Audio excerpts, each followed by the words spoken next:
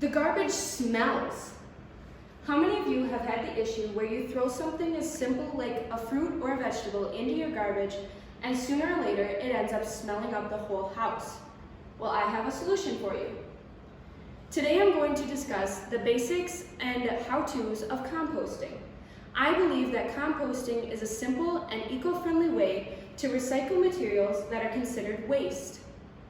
First, I would like to discuss the basics of composting and how it can improve not only your beneficial moods, but it can also benefit the environment around you.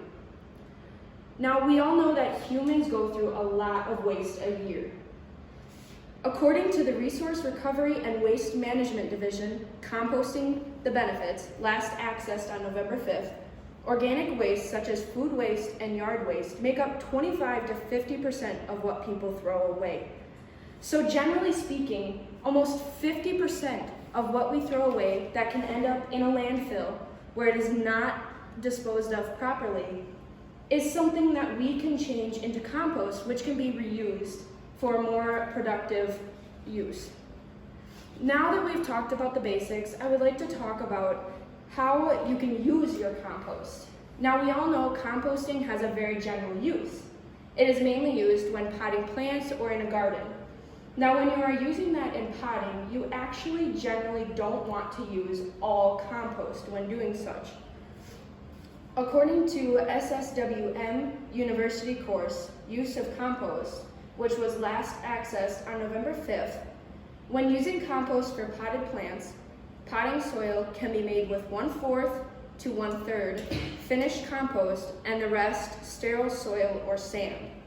So what they're saying is when you do use compost for your potted plants, you don't want to use all compost because that can actually be overpowering to the plant, and the plants need a coarser material so that it can root into it, that potted soil. So you want to make sure that you're mixing your compost and your potted soil or sand, whichever material you choose to use. Now that we have discovered the basics of composting and we have made sure to talk about that, I would like to move on to the different ways that you can get started with your compost pile and how you maintain that compost over time. Now, starting your compost pile may seem intimidating and as though it would take a long period of time, which I will tell you, composting is a long adventure. It does take time for those materials to break down, but it is quite easy to get started with your compost pile. The basics that you want to use is browns, greens, and water. According to the U.S. Environmental Protection Agency, or the EPA, composting at home, which was last accessed on November 5th, brown materials provide carbon for your compost, green materials provide nitrogen, and the water provides moisture to help break down the organic matter. So when you are using all of these components, you want to make sure that your brown and green materials are both equal amounts to each other, and you want to make sure that you're layering these components because that way it is easier for them all to blend together.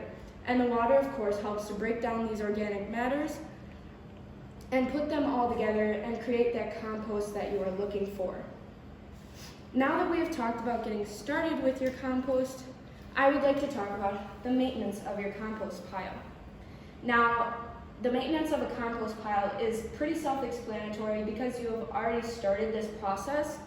So you pretty much keep doing that same process over and over again throughout time, just adding more of those organic materials to that pile and making sure that you are keeping them moist.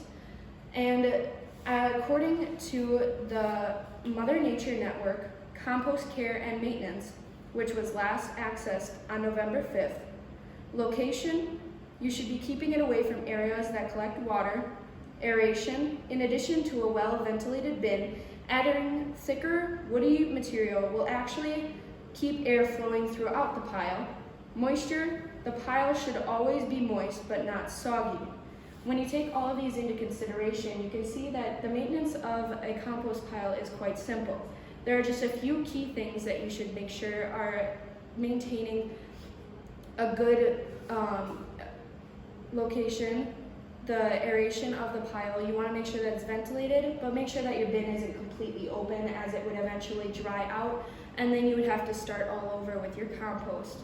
And also, like they said, adding thick woody material actually can be beneficial, as that can be part of the brown part of the compost pile as well.